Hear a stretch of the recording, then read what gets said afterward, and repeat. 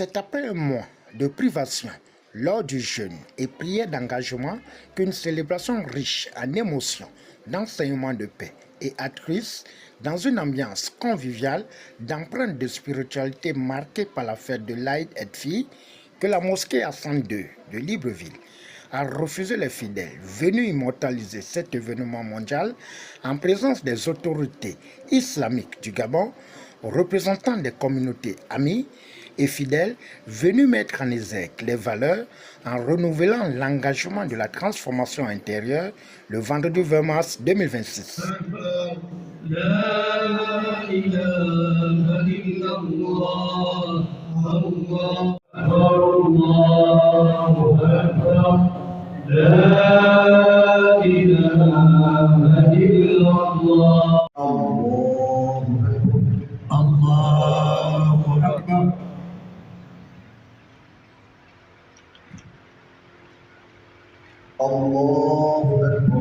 Allahu Akbar.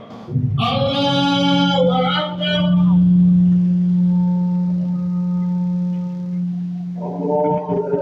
Allahu Akbar. Après la prière, suivie de la lecture du Coran et la vulgure du bien fondé de l'élan de solidarité du numéro 1 du Gabon, Brice Clotaire Oligui-Nguema, à l'égard de la communauté musulmane, Abdul Razak Kabongo, chef de la communauté, n'a pas hésité à dresser une pyramide aux Juifs de l'édition 2026. La communauté musulmane, de façon générale, a répondu présent à la grande prière, certes, mais surtout est parvenue à la fin de la période de privation prescrite par Dieu très haut. Et ce mois de Ramadan, qui était un mois de jeûne, n'a pas été que de privation en termes de consommation. Ça a été une période pendant laquelle chacun ou chacune devait se remettre en cause dans son fort intérieur, faire des efforts d'apprentissage spirituel et d'élévation spirituelle, tout en multipliant des bonnes œuvres, tout en multipliant des prières.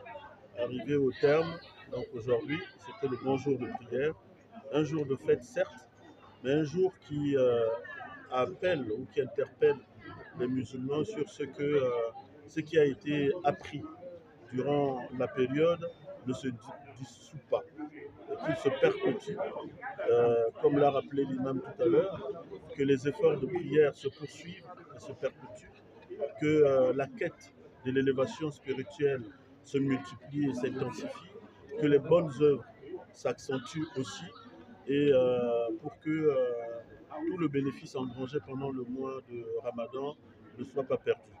Donc c'était cela le message, et c'est pour cela que les musulmans se sont retrouvés aujourd'hui. Un jour de fête, mais un jour de rappel sur la continuité.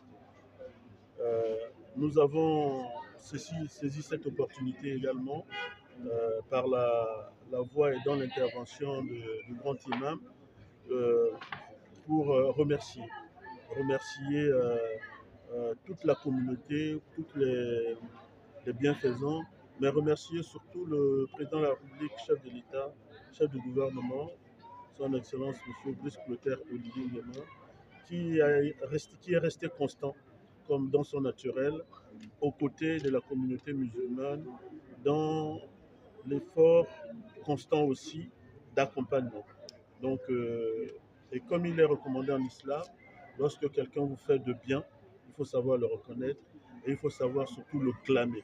Et donc l'imam n'a pas arrêté l'occasion pour transmettre ses remerciements, parce qu'au-delà des denrées qu'il a fait distribuer à travers le Gabon, cet appui s'est poursuivi jusqu'à ce matin d'ailleurs, où il a encore manifesté son accompagnement sans être à la prière, mais en étant dans la quête spirituelle en même temps que les musulmans. Notons que la célébration du Ramadan, édition 2026, confirme les valeurs essentielles prônées par le prophète Mohammed, qui invite les musulmans à baser l'islam sur la foi, la solidarité, le vivre ensemble et la discipline sociale.